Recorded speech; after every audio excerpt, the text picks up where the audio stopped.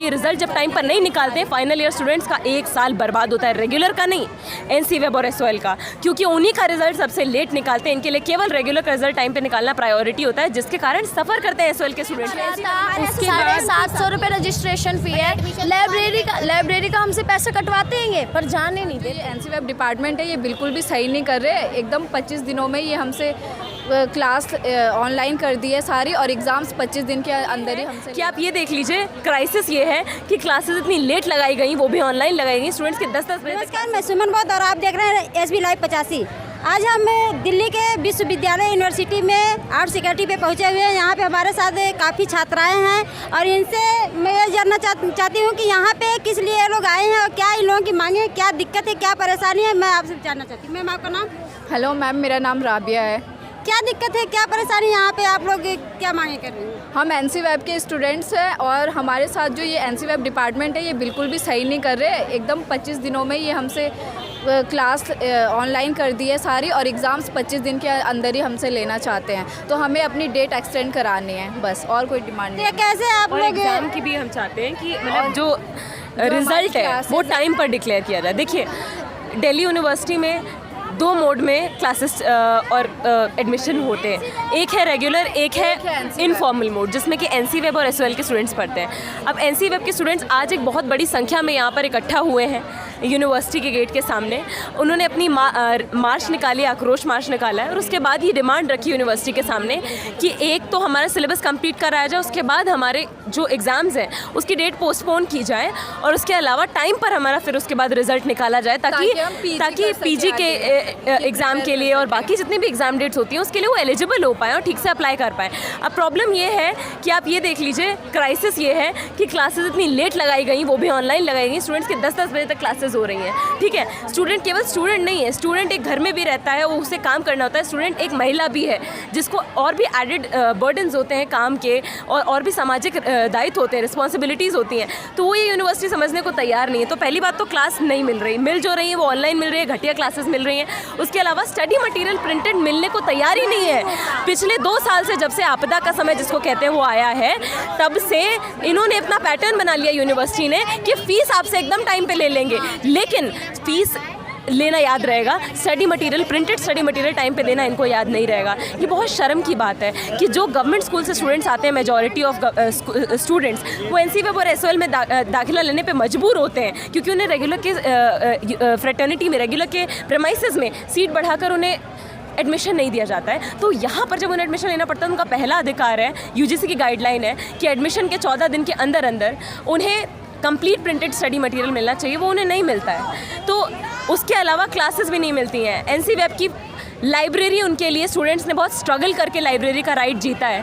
ये नहीं कि स्टूडेंट्स को इन लोगों ने कभी अपने दिल खोल के दे दिया हो। स्टूडेंट्स ने लाइब्रेरी का राइट, क्लासेस का राइट, स्टडी मटेरियल का राइट बहुत लड़कर जीता। और महिलाएं तो हम लोग बहुत खासकर जानते हैं कि हमें कितनी स्ट्रगल करने पड़ते हैं पढ़ने के लिए, वो फिर उसके बाद ये हमें नहीं देते हैं। तो ये समझना छोड़ दें कि हम लोग चुप बैठेंगे और सब कुछ सहते रहेंगे।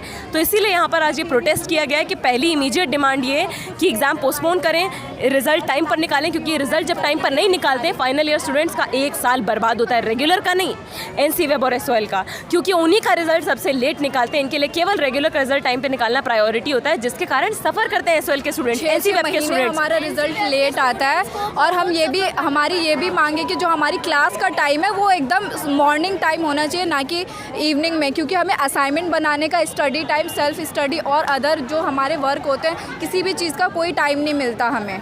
इसके अलावा हमसे एसोसिएशन फ़ी वगैरह सब कुछ एक्स्ट्रा ली जाती है, और कॉलेज में तो कोई है ही नहीं हमारे पास फैसिलिटीज़ वगैरह। लाइब्रेरी हमें प्रोवाइड अभी तक नहीं कराई गई, बट हमसे एक सर्टिफिकेट बनवा लिया है कि हाँ भाई, तुमने कॉलेज से जो चीज़ लिया वो तुम वापस करो। फिर हम जाके बोलते हैं, हम लाइब्रेरी जाके बोलते तो वो बोलते हैं इस लाइब्रेरी से तुम बाहर निकलो, ये रेगुलर वालों की लाइब्रेरी, एनसी वेब वालों के लिए यहाँ पर कुछ भी नहीं है, तुम कॉलेज आ रहे, वही सबसे बड़ी बात है। हमारे साथ पाशा मनीषा, क्या कहना चाहते हैं?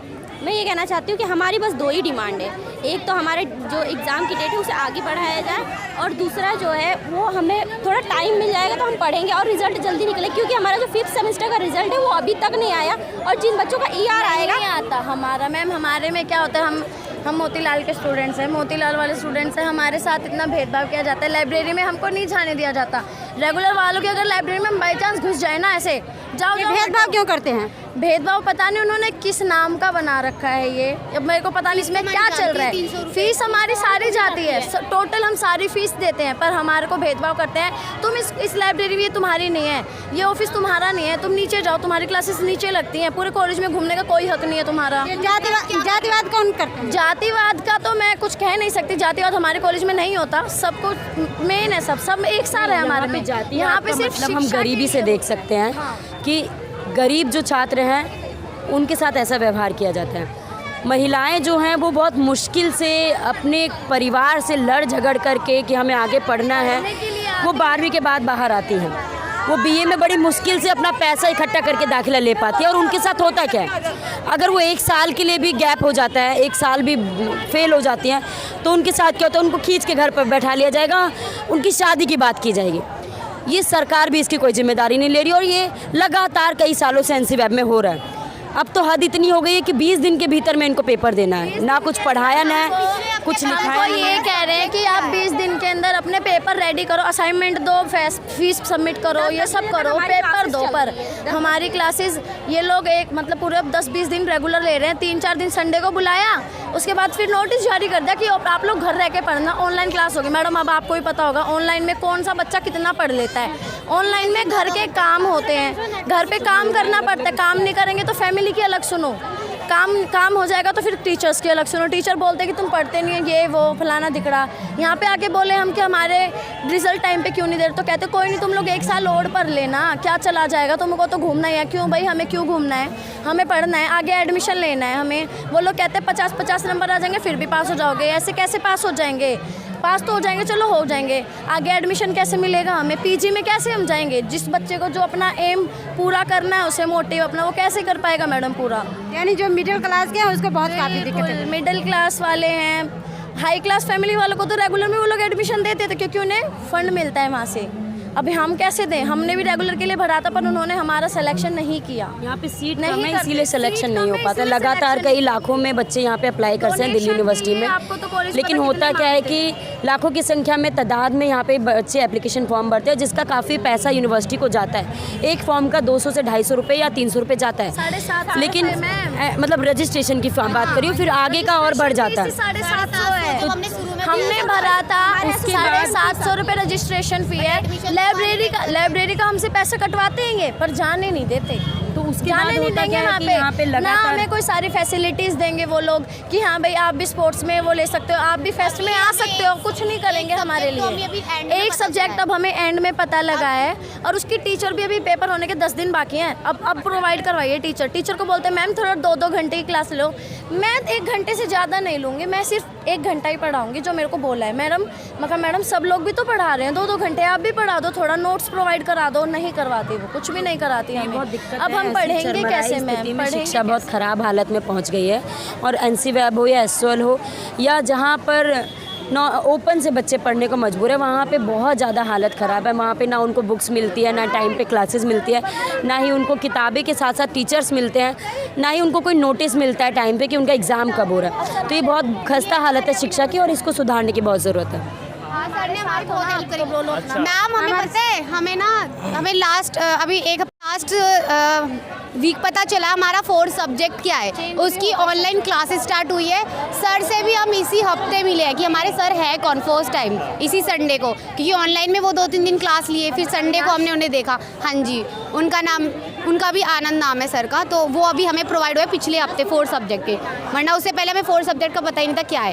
और फिर पेपर है वो फर्स्ट उन्हीं का 16 जून को। अच्छा, अब क्या करें हम, बताओ सर? 16 तारीख को एकदम से ही पेपर वो लोग बता देंगे कि आप लोग पेपर के लिए प्रिपेयर करो। How it's possible? असाइनमेंट्स भी बनाओ, एक दिन में 4-4 2-2 असाइनमेंट बनाओ, पूरे 20-20 25-25 पेज के असाइनमेंट बनाने पड़ते हैं सर। कोई सपोर्टिंग मटेरियल वो लोग प्रोवाइड नहीं कराते कि आप ये इसमें से देख के बना लो, अलग अलग चीज़ें दे देते हैं, ये बनाओ, कैसे पॉसिबल हो पाएगा? मैडम आप बताओ। हमारे साथ अविनाश सर हैं और ये जो है कि हमारे जो स्टूडेंट यहाँ पे आए हुए हैं जो प्रोटेक्ट कर रहे हैं उनका भरपूर साथ दे रहे हैं। सर आप नमस्कार, मैं सभी ऑडियंस को अपना नमस्कार बोलना चाहूँगा। एक्चुअली ये जो प्रोटेस्ट निकाला गया था, स्टूडेंट्स का मेन मोटिव ये था कि इनकी आवाज़ यूनिवर्सिटी सुने। बेसिकली क्या था कि NCVEP एक ऐसा ऑर्गेनाइजेशन है जिसकी प्रॉब्लम्स बहुत सारी है। अगर मैं गिनवाने बैठा ना तो यहाँ पे 2 से 3 घंटे बीत जाएगा, ठीक है, लेकिन तब भी वो लिस्ट ख़त्म नहीं होगी कि इनकी प्रॉब्लम्स कितनी हैं।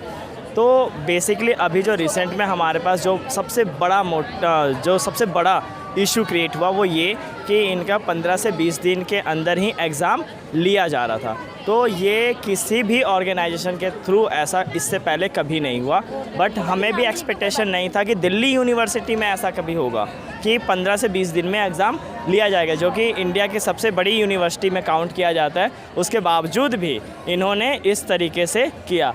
तो मेन ये था कि ये आवाज़ यूनिवर्सिटी तक पहुँचे, क्योंकि यहाँ पे क्या होता था NCVEP में कि स्कूल के कॉलेज के जो स्टूडेंट्स हैं वो CR और CR से ज़्यादा TIC तक अपनी कंप्लेंट कर पाते थे, उससे आगे वो आज तक बढ़ नहीं पाए। बट यहाँ पे क्या है कि आज जो हमने प्रोटेस्ट किया, इससे हम NCVEP हेड ऑफिस से लेकर यूनिवर्सिटी तक हम अपनी बात रख पाए। आज हमारी बात मतलब स्टूडेंट्स की सभी स्टूडेंट्स जो NCVEP के, उनकी बात आराम से हमने बड़े आराम से प्यार से यूनिवर्सिटी के आगे रखा कि ये प्रॉब्लम है और हमारी ये डिमांड है जो पूरी की जाए। हमारी जो डिमांड है बेसिकली वो डिमांड एक ही है कि डिमांड ये है एग्ज़ाम जुलाई में लिया जाए, जुलाई में लेकर ये एग्ज़ाम का रिज़ल्ट जो है वो अगस्त में दिया जाए। इसके पीछे बस एक ही रीज़न है, दो रीज़न है सॉरी। एक रीज़न ये है कि एग्ज़ाम जुलाई में क्यों, इसका रीज़न ये है कि इनका सेशन लेट स्टार्ट हुआ और इनको जो टाइम ड्यूरेशन दिया गया वो सिर्फ 15 से 20 दिन का दिया।